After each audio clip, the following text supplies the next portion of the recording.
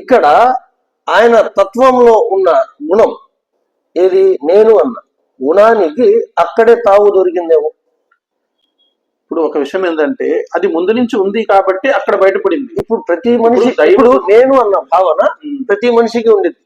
అది ఎవరైతే హతమార్చుకొని అనగదొక్కి ఆ తత్వాన్ని అనగదొక్కి జిహాద్ అంటారు, వాటినే చంపుకొని ఎవడైతే సృష్టికర్త ఆజ్ఞాపాలనతో జీవితాన్ని గడుపుతాడో వాడు మోమిన్ మరియు ముత్తగి అని సృష్టికర్త అన్నారు. చెప్పేది ఏంటంటే ప్రవక్త ముహమ్మద్ సల్లల్లాహు అలైహి వసల్లం వారు ఏమన్నారంటే అతి పెద్ద జిహాద్ ఏంటంటే మీరు మీ యొక్క కోరికలను జయించడం.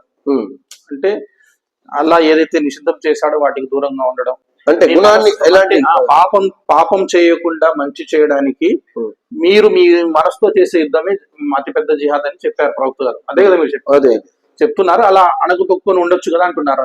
అలా అణగదొక్కునే అంత స్థానాన్ని పొందాడు. ఆ గుణం ఎప్పటి నుంచో ఉంది. ఆ గుణాన్ని అనగదొక్కి దానికి ఏ దారి లేకుండా చేసేసినందు వలనే అల్లాహ్ సుబ్హానహు వ తఆలా ఆయనకి ఫరిష్టాలతో దైవదూతలతో సమానంగా స్థానాన్ని ప్రసాదించాడు.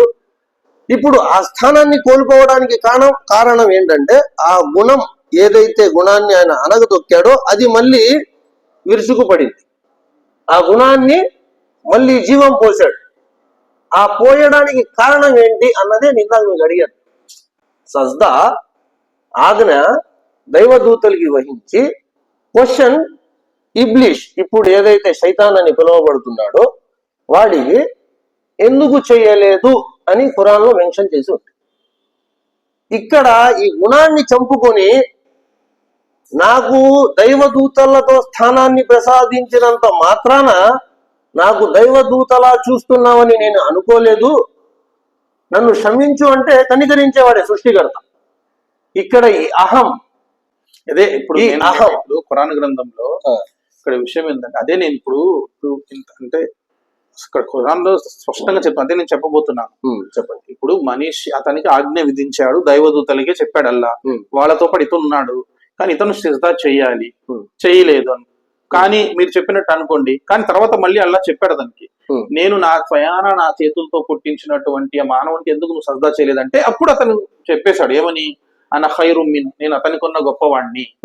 అంటే ఈ తత్వం అతను లేదు, నేను గొప్ప అనేటటువంటి తత్వం ఎవరికి కనిపించదండి.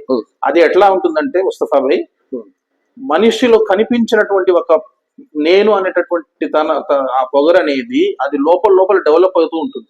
ఎంత స్థానం మెరుగుపడితే అంత ఎక్కువ. ఉదాహరణకు ప్రవక్త ముహమ్మద్ సల్లల్లాహు అలైహి వసల్లం వారు చిన్న విషయం చెప్పారు. ప్రవక్త గారు ఒక వ్యక్తి మంచి దుస్తులు వేసుకొని బాగా మంచి అంటే షరియత్ యొక్క పరిధిలోనే మంచి దుస్తులు వేసుకొని టిప్ టాప్ గా ఉండాలి, బాగుండాలి అనుకుంటాడు.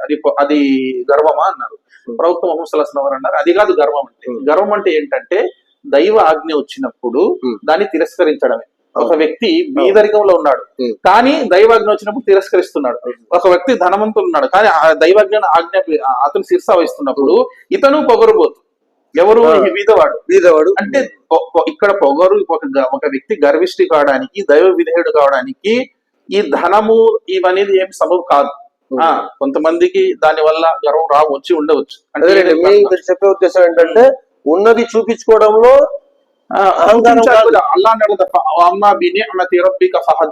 మీ యొక్క అల్లా మీకు ఇచ్చిన అనుగ్రహాలని మీరు ప్రదర్శించమన్నాడు. ప్రదర్శించమంటే ఓవని దుబారా ఖర్చు చేయడం కాదు. ఇన్నల్ ముబద్దిరీన కాను మిన్ ఇఖ్వాని శైతాన్ అని కూడా కొన్ని వాక్యం ఉంది. అంటే ఎక్కువ దుబారా ఖర్చు చేసే వాళ్ళు శైతాన్ యొక్క స్నేహితులని కూడా ఖురాన్ లో ఉంది. కాబట్టి ఇస్లాం ఏం చెప్తుందంటే ఎప్పుడు కూడా నువ్వు నీ చేతిని నువ్వు మరీ విడిచిపెట్టవద్దు, అలా అని ముడుచుకొని కూర్చోవద్దు పిస్నారితనం. నువ్వు రెండు అంటే ప్రతి విషయంలో, ఒక విషయం అని కాదు, ప్రతి విషయంలో కూడా మధ్యస్థపు మార్గాన్ని నువ్వు ఎంచుకో అని చెప్పి ఇస్లాం చెప్తుంది.